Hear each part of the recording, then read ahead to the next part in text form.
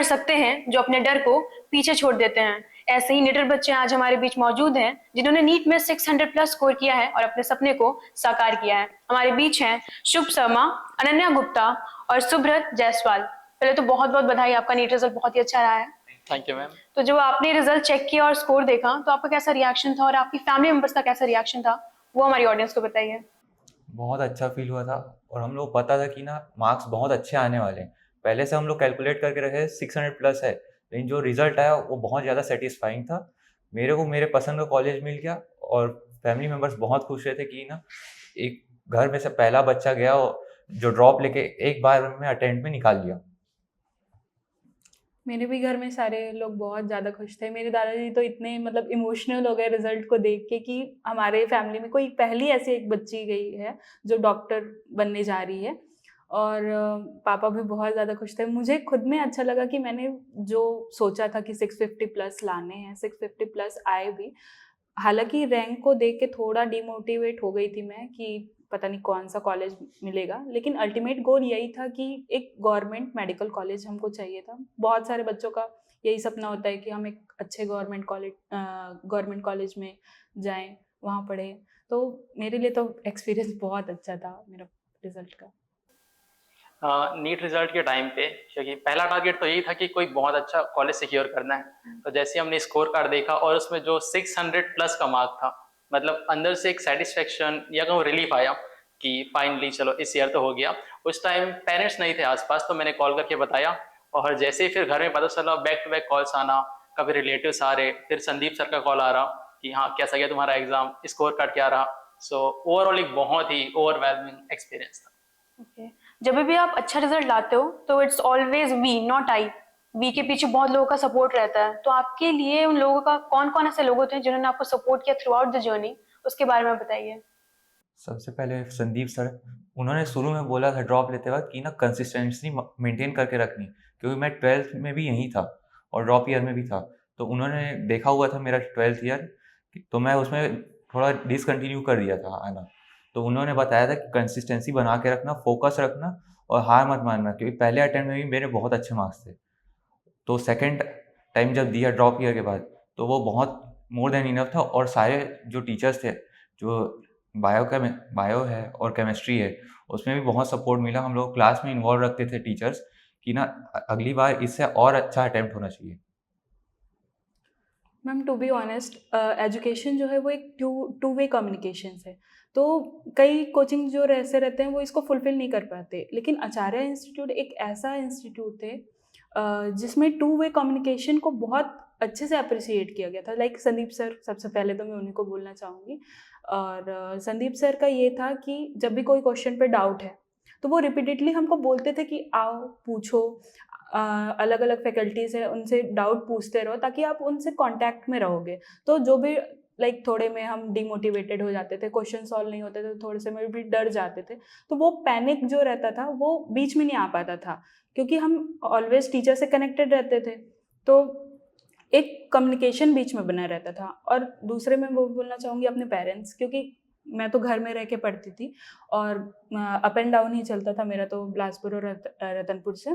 तो वहाँ पेरेंट्स को जब भी मैं देखती थी तो वहाँ मोटिवेशन मुझे फील होता था कि हाँ कोई तो है जो मुझे देख रहा है, मेरे सक्सेस के लिए वेट कर रहा है। तो मैं बहुत मोटिवेटेड होती थी अपने फैमिली वगैरह से भी। Ma'am through out the journey मतलब फैमिली से सपोर्ट मिला, खुद का मोटिवेशन बनाना पड़ा, और स्पेशली संदीप सर, क्योंकि एक फिजिक्स टीचर से बढ़ के वो पूरे जर्नी में एक मेंटर की तरह हेल्प किए। लाइक आप कभी पीछे हो रहे क्लास में तो ऐसा नहीं है कि जो पीछे हो गए उनको रहने दो, आगे फोकस करो, नहीं, उन्होंने सबको एक साथ लेके चला। बीच में कुछ फेस आते हैं कि आपकी पढ़ाई छूट जाती है, कभी कुछ टाइम मन नहीं किया, बट सर ने हमेशा कहा कि बस तुम कंटिन्यू करो, आखिर में तुमसे होगा, और बस। जब भी हम नीट एग्जाम की बात करते हैं तो हमारे पास एक प्रॉपर रिवीजन नोट और रिसोर्स रहना चाहिए ताकि आप एंड टाइम पे ना प्रॉपर रिवाइज कर सको। तो आचार्य इंस्टीट्यूट ने आपको कैसे वो रिवीजन नोट्स प्रोवाइड किए हैं और मटेरियल प्रोवाइड किया ताकि आप इतना अच्छा स्कोर कर पाओ? यहाँ के मॉड्यूल्स बहुत अच्छे हैं, उसमें बहुत स्पेसिफिक क्वेश्चंस दिए हर टॉपिक्स के लिए, तो वो बहुत मदद करता था। और जहाँ पर भी हम लोग डाउट आता था, हम टीचर से डायरेक्ट इंटरेक्ट कर सकते थे और टीचर्स क्लास में आके भी बताते थे वो डाउट, ताकि सबको क्लियर हो जाए, ताकि वो हम लोग को रिवाइज हो जाए और बाकी सबको भी पता चल जाए। और संदीप सर का ऐसा था कि क्लास में हम लोग को ना अलग अलग जुगाड़ या फिर ना शॉर्टकट्स बताते रहते थे कि ना हर टॉपिक को हम लोग कैसे हम लोग ना विजुअलाइज कर सकते हैं, क्योंकि physics is all about imagining. तो हम लोग को बहुत मतलब मदद करता था वो सब। मैम कुछ क्वेश्चंस ऐसे होते थे जिसमें मतलब बहुत ज़्यादा लेंदी कैलकुलेशंस, तो वो नीट में करना तो पॉसिबल नहीं है क्योंकि एक क्वेश्चन के लिए सिर्फ 1 ही मिनट मिलता था। संदीप सर हमको कुछ ऐसे ट्रिक्स बताते थे, फिर चाहे वो मूवमेंट ऑफ इनर्शिया से लेकर ग्रेविटेशन जैसे चैप्टर, इलेक्ट्रोस्टैटिक्स जैसे चैप्टर, मतलब कोई भी क्वेश्चन को विद इन मिनट कैसे डील करना है वो बहुत सारे ट्रिक्स बताते थे। और आचार्य इंस्टीट्यूट में मैं एक चीज़ पे बहुत स्पेसिफिक हूँ कि उनका जो टेस्ट सीरीज़ है, मतलब जो लास्ट में 75 डेज चैलेंज या फिर जो लक्ष्य नीट वाला हमारे टाइम पे चला था बूस्टर टेस्ट सीरीज, तो वो मतलब इतना बेनिफिशियल है कि उसमें जितने भी सारे आपको, चाहे वो रिवीजन हो चाहे वो कोई भी आप क्वेश्चन में अटक रहे हो, तो वो उसमें पूरे कवर्ड होते थे। इजी से लेकर मॉडरेट, मॉडरेट से लेकर पूरे हाई लेवल के क्वेश्चंस उसमें होते थे। जेई मेंस के भी कुछ कुछ क्वेश्चंस होते थे, तो हम लोग को कभी दिक्कत नहीं आई, हम लोग जेई मेंस के भी क्वेश्चंस उसमें अटेम्प्ट कर लेते थे। आचार्य के मॉड्यूल्स की बात करें तो सबसे अच्छी चीज़ होती है यहाँ पर लेवल वाइज क्वेश्चन होना, क्योंकि अगर कोई भी चैप्टर टफ पढ़ रहा है तो सर बोलते थे कि तुम सिर्फ 2 लेवल लगा लो, उतना तुम्हारे लिए सफिशिएंट होगा। तो उस चीज़ ने बहुत हेल्प करी। बाकी अगर मैं नीट एग्जाम की बात करूँ तो ऐसा मुझे कोई क्वेश्चन दिखा नहीं जो हमारे सॉल्व किए मॉड्यूल से बाहर का हो। तो ऐसा था कि जितना भी हमने किया वो सारा आया।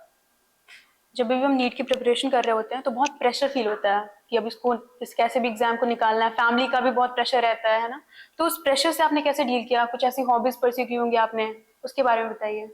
ऐसा सच कोई हॉबीज़ नहीं थी, हम लोग बस फ्रेंड्स के साथ घूमते थे। फ्रेंड सर्कल मेरा बहुत अच्छा था, उन लोग बहुत सपोर्टिव थे और हम लोग के बीच आपस में कॉम्पिटिशन था कि ना अगले बार ना किसका मार्क्स ज़्यादा आने वाला है। तो हम लोग हर हफ्ते वेट करते थे कि ना नया टेस्ट कब आ रहा है, ताकि हम लोग कम्पीट कर सकें और ख़ुद को इम्प्रूव कर सकें। और टीचर्स भी उसमें इन्वॉल्व हो जाते थे। हम लोग जा के ना सर से पूछते रहते थे कि ना कौन सा हम लोग कहाँ पर वीक पड़ रहे हैं और कहाँ पर हम लोग इम्प्रूव कर सकते हैं। तो टीचर्स बहुत हेल्पफुल थे और पेरेंट्स का सपोर्ट हमेशा था। मैम पढ़ाई में तो मेन एक ही चीज़ है, डिसिप्लिन। और अगर आपके पास डिसिप्लिन है, अगर आपके पास कंसिस्टेंसी है कि नहीं ये चैप्टर आज मेरे को करना है और आज मैं करके रहूँगा, तो वो एक बहुत अच्छा इफेक्ट डालता था हमारी पढ़ाई पे। फिर बाकी टाइम पे, स्पेयर टाइम पे तुम कुछ भी करो। जैसे हमारा फ्रेंड सर्कल ऐसे ही था कि हम लोग मस्ती मस्ती में कुछ भी पढ़ लेते थे। कोई भी डाउट है तो उसमें थोड़ा डिबेट टाइप से हो गया, तो वो एक फ़न होता था कि कोई भी चीज़ हमको सीखना है तो हमको कोई दूसरे से कॉम्पीट नहीं, अपने ही फ्रेंड से कॉम्पीट करना है। और वो इस वे में नहीं एकदम कि एकदम कंपटीशन के भावना से कर रहे हैं, सारे इसी भावना से करते थे कि हाँ भाई हमारा भी फ्रेंड है, वो भी एक डॉक्टर बनेगा तो हमें भी अच्छा लगेगा। और हमारा फ्रेंड सर्कल था भी वैसे ही, और मैक्सिमम लोगों का हमारे फ्रेंड सर्कल में सिलेक्शन भी हुआ है। जर्नी में बात करें प्रेशर की तो ये वो चीज़ है जो हर एस्पिरेंट कभी ना कभी फेस करेगा। बट हमारा यहाँ का जो फ्रेंड सर्कल था वो इतना अच्छा था कि हमने टॉक्सिक कंपटीशन कभी फेस किया ही नहीं। लाइक हमारे अगर एग्जाम्स ही हो रहे तो हमारे बीच ये था कि भाई सबके आने अच्छे हैं, अगर किसी कम भी आ गए तो हम हेल्प तो करेंगे ही सबकी। और बस बाकी मेंटर्स का तो साथ था ही। सर ने कभी ऐसा नहीं किया कि पीछे छूट जाए कोई, पूरा ग्रुप एक साथ आगे बढ़ा, पूरा ग्रुप एक साथ सिलेक्शन लिया। फिर ऑलराइट, इस साल का जो फिजिक्स पेपर आया था वो कंपैरेटिवली टफ आया था। तो लेट्स इमेजिन आप इस साल का पेपर दे रहे हो फिजिक्स का, तो क्या आपकी अंडरस्टैंडिंग उतनी डेवलप थी? संदीप सर ने उतने अच्छे से आपकी अंडरस्टैंडिंग डेवलप करवाई थी, आप उसको इजीली टैकल कर पाते हैं? हाँ, थोड़ा-सा कह सकता हूँ कि पेपर लेवल इस बार बहुत हाई हो गया था और लेंदी बहुत कर दिया था अदर सेक्शंस को भी। जैसे कि ना जो 20 क्वेश्चंस 15 क्वेश्चंस अलग से दी जाती थी, सेक्शन भी उसको हटा दिया था। और बायो में भी कुछ क्वेश्चन ऐसे थे कि बहुत अनएक्सपेक्टेड थे कि ना पूछ दिए गए इस बार। तो वो था कि ना लेंथीनेस बहुत बढ़ गया था और यहाँ पर प्रिपरेशन ऐसा किया जाता है कि एनवायरनमेंट बहुत फ्रेंडली है और हेल्पफुल है। आप स्टडी के लिए करने जाओगे तो बहुत सारे आपको ना रिसोर्सेस यहीं पर से कोचिंग से मिल जाते हैं और टीचर्स लोग बहुत सपोर्टिव हैं। हाँ, संदीप सर पर्सनली गाइड करते हैं हर स्टूडेंट को ताकि वो अपने आप को इम्प्रूव कर सके। मैम पेपर तो इस साल का टफ था, लेकिन अकॉर्डिंग टू मी, जैसे संदीप सर ने मुझे गाइड किया था, उन्होंने हमेशा मुझे ऐसा गाइड किया था कि वो बोलते थे कि बायो पहले रखो, फिर सेकंड में आप फिजिक्स को रखो ताकि माइंड आपको थोड़ा ओपन हो, थोड़ा शार्प बने, उसके बाद आप केमिस्ट्री पे जाओ। तो फिजिक्स तो वैसे भी लेंदी था, तो उसको मिनिमम 1 घंटा तो हमको देना ही पड़ता। तो बायो में लगभग 40 मिनट लग जाते करने में, और फिर 1 घंटा जो 20 मिनट का टाइम है वो मैं फिजिक्स को देती। और फिजिक्स टफ था मैम, लेकिन इतना भी टफ नहीं था कि आप उसको टैकल ना कर सको। एटलीस्ट 25 जो क्वेश्चंस थे वो तो डायरेक्ट फॉर्मूले बेस्ड थे, बचे 10 क्वेश्चन, और वो 10 क्वेश्चन को आप धीरे धीरे कहीं ना कहीं सॉल्व करते। कुछ क्वेश्चन छूटते भी तो भी कुछ कोई बात नहीं होती, मतलब गलत तो नहीं होता वो क्वेश्चन। तो संदीप सर का ये स्ट्रेटेजी मुझे बहुत अच्छा लगा था कि उन्होंने पहले में बायो को बोला था, फिर सेकंड में फिजिक्स को बोला था, थर्ड में केमिस्ट्री को बोला था। क्योंकि मैं पहले इससे जस्ट अपोजिट करती थी, मैं केमिस्ट्री को पहले करती थी, तो मेरा हमेशा कुछ ना कुछ क्वेश्चन छूट ही जाता था। लेकिन इस स्ट्रेटेजी से मेरा आज तक एक आध भी क्वेश्चन नहीं छूटा है। मैम अगर इस ईयर के पेपर की बात करें तो डेफिनेटली ये प्रीवियस ईयर से काफ़ी टफ था, बट अगर मैं फिजिक्स की बात करूँ तो संदीप सर ने हमारे बेसिक कॉन्सेप्ट इतने अच्छे क्लियर किए थे कि जो इस ईयर में लाइक 25 to 30 क्वेश्चंस हैं वो बेसिक कॉन्सेप्ट से ही बन रहे। तो अगर आपने उतना भी अच्छे से अटेम्प्ट किया तो आपके 120 मार्क्स कहीं नहीं जा रहे, जो कि इस ईयर में काफ़ी अच्छा स्कोर माना जाएगा। And that's it. ठीक है, हर साल लाखों बच्चे नीट को प्रिपेयर करते हैं, आगे भी करेंगे।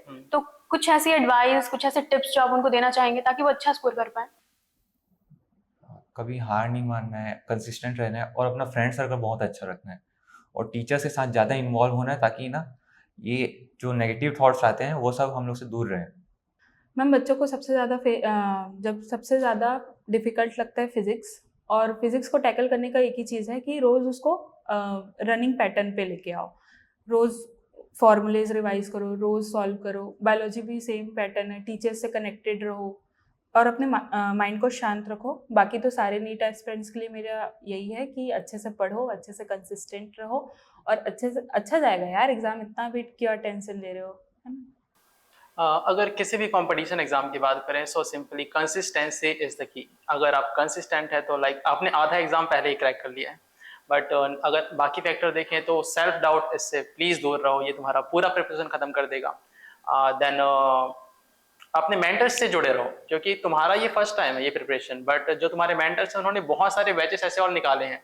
सो लाइक जब उन्होंने उन्हें निकाल दिया सो तुम्हारा भी हो ही जाना है। मेंटर से कनेक्टेड रहो, बाकी सब हो जाएगा। When it comes to education, सबसे ज़्यादा जो इम्पोर्टेंट रोल रहता है वो इन्वायरमेंट का। तो आचार्य इंस्टीट्यूट का इन्वायरमेंट आपको किस तरीके से इम्पैक्ट किया कि आप इतना अच्छा स्कोर कर पाएं? यहाँ पर सारे लोग इन्वॉल्व रहते हैं स्टडी करने में। जैसे कि आप किसी भी रूम में जाओगे, वहाँ पर बहुत सारे जो सर्कल्स मिलेंगे, हर फ्रेंड सर्कल में लोग इन्वॉल्व रहते हैं सिर्फ पढ़ाई करने में। आप कहीं पर भी जाओगे तो टीचर्स मिल जाएंगे आपको, आप उनसे एडवाइस ले सकते हो। फ्रेंड्स बहुत सपोर्टिव थे यहाँ पर।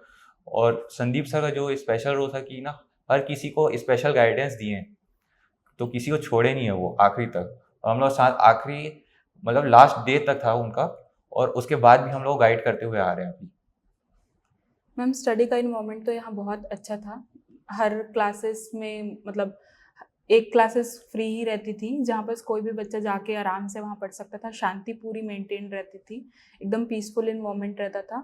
और यहाँ का सबसे अच्छा चीज़ था कि जब भी आपको कोई डाउट हो आप तुरंत उस फैकल्टी के पास जा सकते थे, डायरेक्ट डाउट पूछ सकते थे। अगर वो फैकल्टी इन केस क्लास में है तो आप उनसे पर्सनल इंटरेक्शंस भी कर सकते थे, लाइक व्हाट्सएप वगैरह के थ्रू, कि सर मुझे ये वाला क्वेश्चन समझ में नहीं आ रहा है, तो सर उसको अच्छे से समझा देते थे। तब भी नहीं आता था तो वो पर्सनली उस एक फैकल्टी की रूम होता था हमारे कोचिंग में, तो वहाँ जाके वो बच्चा उससे अच्छे से समझ सकता है। दूसरा चीज़ ये, संदीप सर खुद भी एक डाउट सॉल्वर की तरह रहते थे हमारे साथ।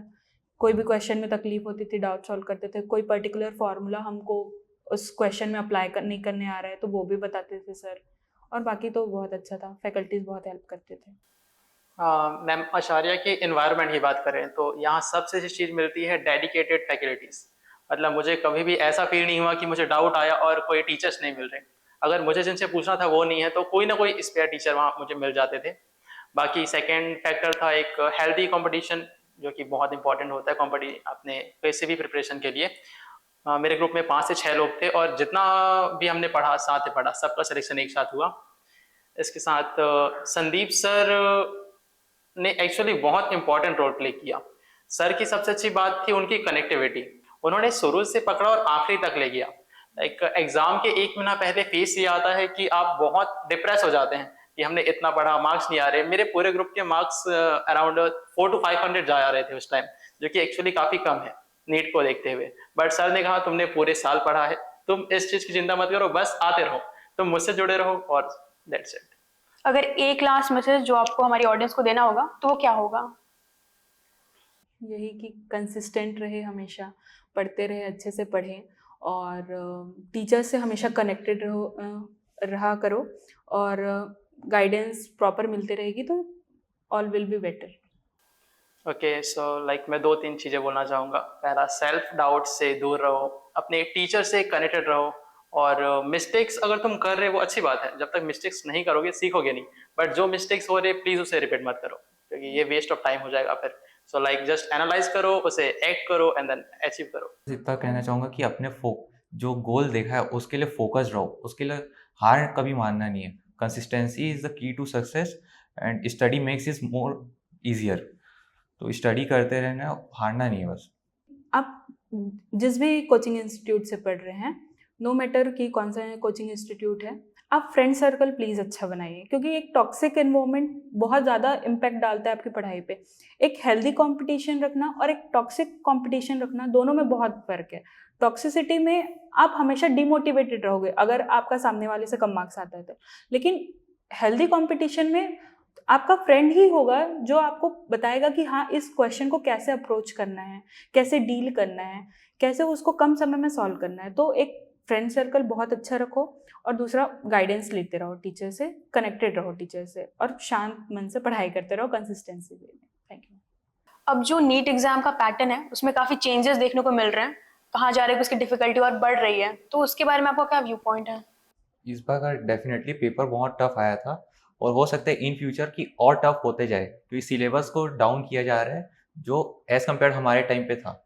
तो अब और कम हो गए तो फिर कंपटीशन बढ़ते जाएगा, उसके लिए और ज़्यादा मेहनत करनी पड़ेगी और टीचर्स लोग के पास वो एक्सपीरियंस है कि वो हम लोगों को ना गाइड कर सके एक अच्छे पाथ में। मैम, जिस पैटर्न के अभी क्वेश्चन आ रहे थे, वैसे तो इस साल मतलब नीट का पेपर थोड़ा टफ आया था उसके कंपेयर में, तो स्टूडेंट्स को जो है ज़्यादा से ज़्यादा टाइम जो है वो क्वेश्चंस पे लगाना चाहिए, क्योंकि क्वेश्चंस के थ्रू ही हमारे कॉन्सेप्ट जो है वो क्लियर होंगे। और रही बात कुछ टफ क्वेश्चंस की, तो उसके लिए लाइक जेई मेंस के कुछ क्वेश्चन जो कि थोड़े टफ है, उस लेवल के हैं जैसा नीट में आए हैं, वो सॉल्व कर सकते हैं। और बाकी तो अपना कंसिस्टेंसी मेंटेन करें और जो भी क्वेश्चंस है उसको अच्छे से सॉल्व करने का ट्राई करें। मैम, नीट के पैटर्न ने इस साल डेफिनेटली काफ़ी ड्रास्टिक चेंज दिखाया। मतलब अगर आप पास्ट 5 इयर्स के एमसीक्यू देखें तो इस साल आपको कुछ अलग ही देखने मिला। बट जिसके बेसिक्स क्लियर हैं, जिसके पास स्पीड थी, उन्होंने इस साल भी अच्छा परफॉर्म किया। तो बस अपने बेसिक कॉन्सेप्ट्स को क्लियर करो और कंसिस्टेंसी के साथ थोड़ी स्पीड डेवलप करो, क्योंकि पेपर लेंथी होते जा रहा। सो स्पीड प्लस कंसिस्टेंसी, अच्छे मार्क्स आएंगे। ऐसा कहते हैं कि आप किसी जगह से जा सकते हैं पर वो जगह आपके अंदर से नहीं जाता, तो आचार्य इंस्टीट्यूट की ऐसी कौन सी बेस्ट मेमोरी है जो आप कभी नहीं भूलेंगे? फ्रेंड सर्कल बहुत अच्छा रहा था। यहाँ पर जितने अच्छे दोस्त बने यहाँ पर के, उनसे मैं आज भी कनेक्टेड हूँ और जो टीचर्स हैं उनसे भी आज भी कनेक्टेड हूँ और वही सपोर्ट मेरे को आज भी मिलता है जो पहले मिलता रहा है। मैम, आचार्य इंस्टीट्यूट की तो ऐसी बहुत सारी अच्छी अच्छी मेमोरीज है जिसको मैं डिस्क्राइब नहीं कर सकती, लेकिन सबसे बेस्ट वाला जो दिन होता है हर स्टूडेंट की लाइफ में होता है रिजल्ट का दिन। मतलब रिजल्ट के दिन आप अपने फ्रेंड्स के साथ अच्छे से सेलिब्रेट कर रहे हो कि हाँ, आप जिस एम के लिए, आप जिस गोल के लिए आप उस इंस्टीट्यूट में आए थे कि आपको नीट क्रैक करना है, अच्छे मार्क्स लाने हैं, अच्छा डॉक्टर बनना है, उसके लिए मतलब उस दिन वो सपना पूरा हो चुका है। और ऐसे तो बहुत सारे मेमोरेबल थिंग्स थे। कभी सर क्लास में मस्ती करते थे, कभी हमें क्लास में मस्ती करते थे। इंडिपेंडेंस डे, मतलब हर एक फेस्टिवल बहुत अच्छे से सेलिब्रेट किया है सारे फैकल्टीज़ के साथ। मैम, आचार्य की जो मेमोरी है वो डेफिनेटली एक लाइफ लॉन्ग मेमोरी रहने वाली है हमारे साथ। और सबसे बेस्ट पार्ट था संदीप सर के क्लासेस। यस, मतलब फिजिक्स क्लास जो सबसे टफ होता है, हमें सबसे मज़ा आ रहा है, क्योंकि संदीप सर क्लास में इतने चिल रहते थे कि आपको कभी उनसे ऐसा फील नहीं आएगा कि आप डिस्कनेक्टेड हो। वो एचओडी है ऐसा आपको कभी फील नहीं आएगा, वो हमेशा कनेक्टेड रहेंगे। और जो हमारा ग्रुप था वो नॉर्मली लास्ट बेंच पे बैठता था, तो हम पीछे बैठे हैं, कभी फ़ोन यूज़ कर रहे, अचानक से सर आ गए तब सर आ रहे तो फोन छुपाओ, पर सर को पता है ये बैठ के फोन यूज कर रहे हैं। लाइक आंसर हमारा ग्रुप देता था बट सर बहुत चिल थे हमारे साथ। तो ये काफी अच्छी मेमोरी थी। जब भी हम नीट की प्रिपरेशन कर रहे हैं या जेई की प्रिपरेशन कर रहे हैं तो ऐसा कई बार होता है कि स्टूडेंट्स को इमोशनल सपोर्ट चाहिए होता है, फैकल्टीज स्पेशली। तो आचार्य इंस्टीट्यूट ने आपको कैसे हेल्प किया इमोशनल सपोर्ट देने में, उसके बारे में बताइए। Yes, बहुत इनडायरेक्टली हम लोग बहुत सपोर्ट मिला है। हम लोग अपने पर्सनल बातें ना यहाँ पर फैकल्टी के साथ शेयर कर सकते थे, जो कि हम लोगों को ना और गाइड करती थी कि ना हम लोग किसी भी गलत डायरेक्शन में ना जाए, कोई नेगेटिविटी हम लोग को फील ना हो। और हम लोग टीचर्स के साथ बहुत ज़्यादा इमोशनली कनेक्टेड थे, उनका बहुत सपोर्ट रहा है हमारे लिए। मैम सबसे पहले तो मैं संदीप सर को बहुत बहुत थैंक यू बोलना चाहूँगी, क्योंकि ये जो क्वेश्चन था आपका इमोशनल सपोर्ट वाला, क्योंकि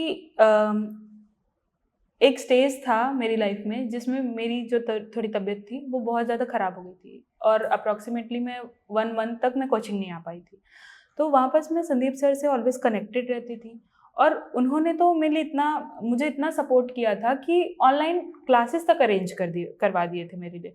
तो मेरे लिए वो बहुत ज़्यादा मैटर करता है कि हाँ, कोई है जो मुझे गाइड कर रहा है, मुझे इतना सपोर्ट कर रहा है मेरे इतने बुरे वक्त में। तो जितना थैंक यू बोल रही हूँ आचार्य इंस्टीट्यूट को, बहुत कम है उतना भी। मैम अगर आचार्य में इमोशनल सपोर्ट की बात करें तो फर्स्ट था यहाँ का फ्रेंड सर्कल। मतलब यहाँ में बहुत ही हेल्दी कंपटीशन देखने मिला, या कहूँ एक ग्रुप हमें मिल गया था जो था। सेकंड है संदीप सर खुद, क्योंकि उन्होंने कभी पीछे नहीं छूटने दिया। टाइम टू टाइम जब भी लाइक डिप्रेशन अटैक्स आ रहे, आपको ऐसा लग रहा आप सबसे पीछे होते आ रहे, सर खुद कनेक्ट करते थे। अगर आपका परफॉर्मेंस धीरे से डाउन हो गया तो सर खुद कैबिन में बुलाते थे कि क्या हो गया, लाइफ में कुछ प्रॉब्लम है, तुम मुझसे शेयर कर सकते हो। एंड जब नीट का लास्ट फेस आ रहा था, मतलब लास्ट डे में मेरे साथ पर्सनली ये हुआ था, मुझे लगा मैं सारी बायो भूल चुका। मैंने संदीप सर को कॉल किया तो उन्होंने बस ये बोला कि तुझे सब आता है, पेपर अच्छा जाएगा। तो ये चीज़ बहुत अच्छी लगी, उससे थोड़ा बहुत कॉन्फिडेंस आया। एंड फिर thank you everyone for your inspiring stories. और ऐसे इंस्पायरिंग स्टोरीज को देखने के लिए आपको करना कुछ नहीं है, बस आचार्य इंस्टीट्यूट के यूट्यूब चैनल को सब्सक्राइब करना है ताकि ऐसे कंटेंट आप तक जल्द से जल्द पहुंच सके।